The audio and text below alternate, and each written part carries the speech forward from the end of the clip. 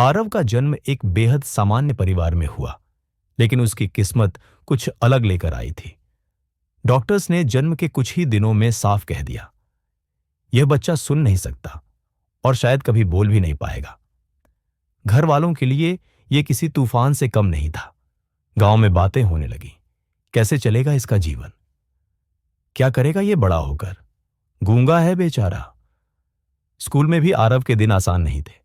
Teachers उसे समझ नहीं पाते थे और बच्चे उसे चिढ़ाते, गूंगे, कुछ बोलना। वो चुप रहता, सहता और हर दिन अपनी खामोशी को कोसता। धीरे धीरे उसने मान लिया कि वो कुछ नहीं कर सकता। उसने खुद को दुनिया से काट लिया, ना खेल, ना दोस्त, ना कोई उम्मीद। उसने हार मान ली थी। लेकिन कहानी यहीं खत्म नहीं हुई। एक दिन आरव पार्क में बैठा था, हमेशा की तरह अकेला, शांत।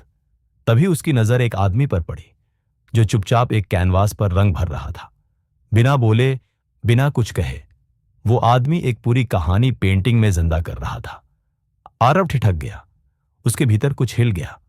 उसने पहली बार सोचा, अगर मैं बोल नहीं सकता तो क्या मैं कुछ और तरीके से दुनिया से बात कर सकता हूं। उसने उसी शाम एक पेपर और कुछ पुराने रंग उठाए और बस बिना किसी सिखाए एक कहानी कागज पर उतर आई।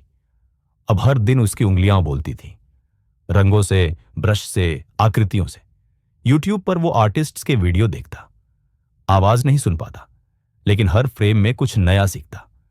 दुनिया जिसे कमजोरी कह रही थी, वो उसकी सबसे बड़ी ताकत बन रही थी। धीरे धीरे उसकी पेंटिंग्स में गहराई आने लगी। हर चित्र एक भावना थी, कभी दुख, कभी प्रेम, कभी साहस। लोग उसकी पेंटिंग्स देखकर भावुक हो जाते क्योंकि वो बोलती थी। 18 साल की उम्र में एक नेशनल यूथ आर्ट कंपटीशन का ऐलान हुआ। आरव ने बिना किसी शोर के चुपचाप हिस्सा लिया। कंपटीशन में बड़े बड़े आर्ट स्कूल्स के छात्र थे और एक मूक लड़का जो खुद ही अपनी दुनिया बना चुका था। जजों के सामने आरव ने अपनी पेंटिंग रखी।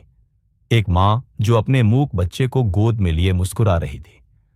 उसके आंसू, उसके रंग, उसके स्ट्रोक्स, हर चीज चिल्ला रही थी, मैं जिंदा हूं, मैं सक्षम हूं। उस दिन उसे प्रथम स्थान मिला।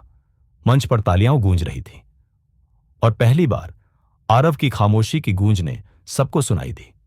आज आरव एक इंटरनेशनल विजुअल आर्टिस्ट है। उसकी खुद की आर्ट गैलरी है, द साइलेंट वॉइस, लोग कहते हैं। उसने कुछ नहीं कहा, लेकिन फिर भी हमारी रूह तक पहुंच गया। और आरव की एक पंक्ति दीवार पर टंगी है, मैंने अपनी कमजोरी से भागा नहीं, मैंने उसे अपनाया और अब वही मेरी पहचान है। Don't be scared of your weakness, instead make it your strength